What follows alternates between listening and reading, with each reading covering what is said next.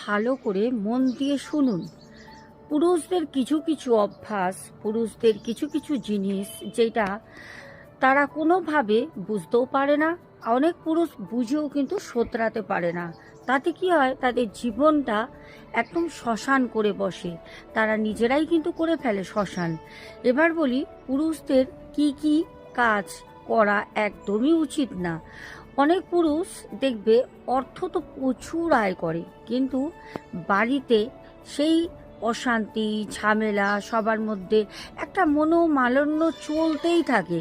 কোনোভাবেই তাদের সংসারে এত টাকার সত্ত্বেও কিন্তু সুখ শান্তি নেই। ক্ষণিকের জন্য সুখ আসলেও ঠিক পরের ক্ষণে আবার অশান্তিতে ঘিরে ধরে। কেন এরকম হচ্ছে বুঝতেই পারে না। কতই না অ্যাস্ট্রোলজার দেখিয়েছে, কতই না জায়গায় ছুটোছুটি করেছে, তারপরেও কিন্তু কোনো কিছু সুরাহা হয়নি। তবে এটা বলে রাখি, কিছু কিছু জিনিস অ্যাস্ট্রোলজার বা কোনো তান্ত্রিক ঠিক করতে পারে না, সেটা নিজেদেরকেই করে নিতে হয়। যেরকম পুরুষদের কিছু লক্ষণ, যেটা নিজেদের মধ্যে স্বামী স্ত্রী নিজেদের সন্তানের সাথে একটা কোলাহল সবসময় তৈরি করে রাখবে। অনেক সময় দেখবে স্বামীর এই সব কাজের জন্য তার বউরা কিন্তু ছিটকে বাইরে বেরিয়ে যায়, কারোর সাথে চলে গেল, বাপের বাড়ি চলে গেল। এই ভুল কাজগুলো করে বসে কিন্তু একমাত্র স্বামীর ভুলের জন্য, কারণ না জেনে ছেলেরা এই কাজগুলো করে।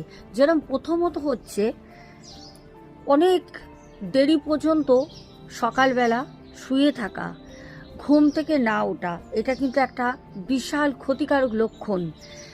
2 নম্বর হচ্ছে মদ্যপ, রাতের বেলা মদ খাওয়া, প্রচুর পরিমাণে রাতে দিনে সব সময় মদ খাচ্ছে।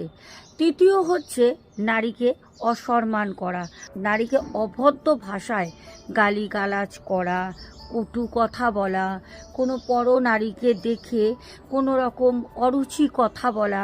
এই জিনিসগুলো বহু পুরুষ আছে যারা নিজেদের মধ্যে এগুলো করে থাকে। এগুলো করলে কখনো মা লক্ষ্মী মা তোমাদের উপর কৃপা হবেন না। যে পুরুষ নারীকে সম্মান করে না, তার কাছে মা লক্ষ্মী কোনো দিন আসে না। মা লক্ষ্মী রুষ্ট হয়, মা লক্ষ্মী চলে যায়। তাই বলবো, নারীকে সম্মান করুন। নারীকে কিছু না পারলে, কখনো যদি পারেন সোনা না হলেও রূপোর ছোট্ট একটা জিনিস কিনে দেন। নিজেদেরও কিন্তু অনেক জিনিস মেনে চলতে হয়। তাহলে আসি, আবারও আসবো। অবশ্যই ভিডিওটা সেভ করে রাখবেন আর শেয়ার করে দেবেন। টাটা।